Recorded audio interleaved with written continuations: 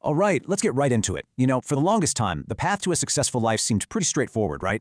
Go to school, land a good job, save up, and eventually retire. But what if that entire blueprint is just outdated? Today, we're going to break down a completely different way of thinking about building not just wealth, but a truly happy and fulfilling life. And it's all based on the incredible wisdom of the entrepreneur and investor, Naval Ravikant. And this is the question that really sits at the heart of everything Naval talks about. It reframes this whole idea of wealth creation from something that just kind of happens to you, maybe if you get lucky, into something you can actively learn and build.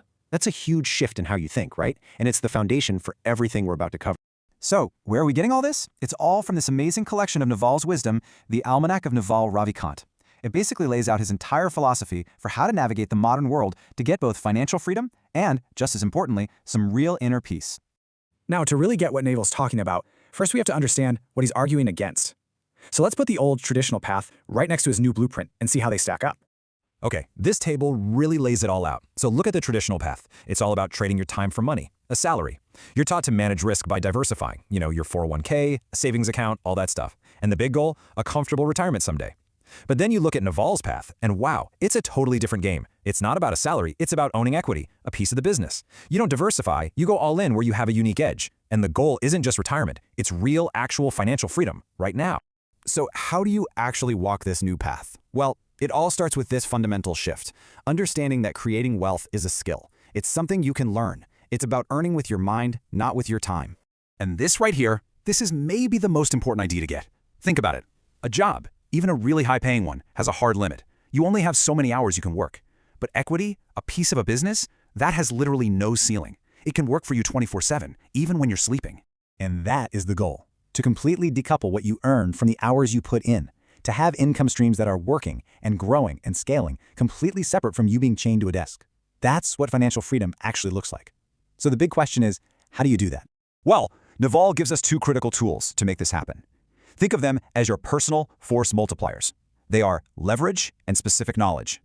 I love this quote because it just completely reframes how you see the modern economy.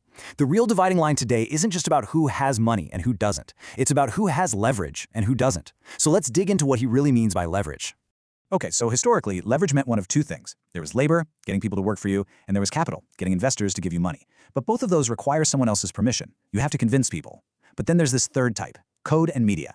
And this is the absolute game changer for our generation because it's permissionless. Anybody with a laptop can write some code or start a podcast or publish a blog and create assets that can work for them around the clock, no permission needed. And just think about what that looks like in the real world. You can record a podcast one time and it can be downloaded by 1 million people with zero extra work from you. You can build one piece of software and it can serve customers all over the world at the same time 24/7.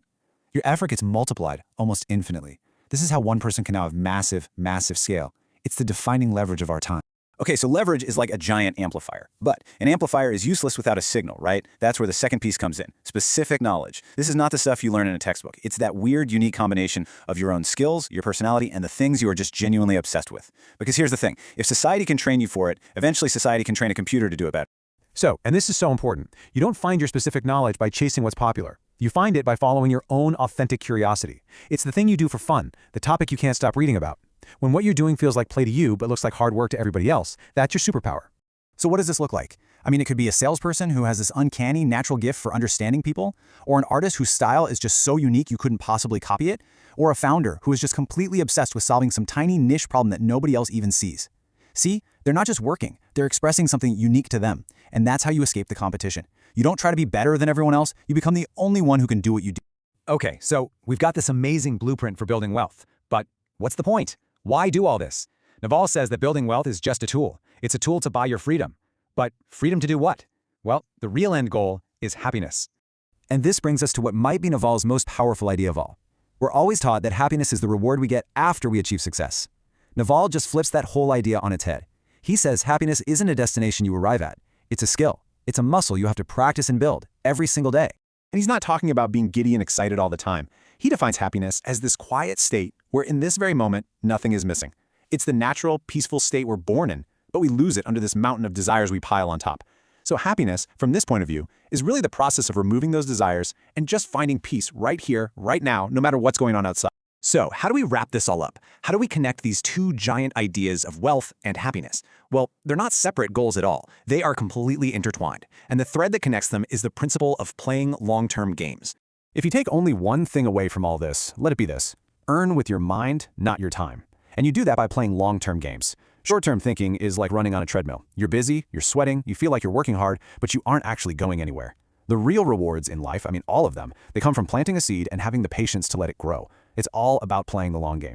And that's why the long game is the only game worth playing, because of compound interest. And he doesn't just mean for money. Your reputation compounds, your relationships compound, your skills and your knowledge compound. Every single good choice you make, every day you keep showing up, it adds to that foundation, building something truly incredible over time. So I guess the question I want to leave you with is this. When you really look at your career, your habits, your relationships, are you just renting out your time for a short-term paycheck, or are you patiently building equity, building ownership, in a long-term game that truly, deeply matters to you? The choice, as always, is yours.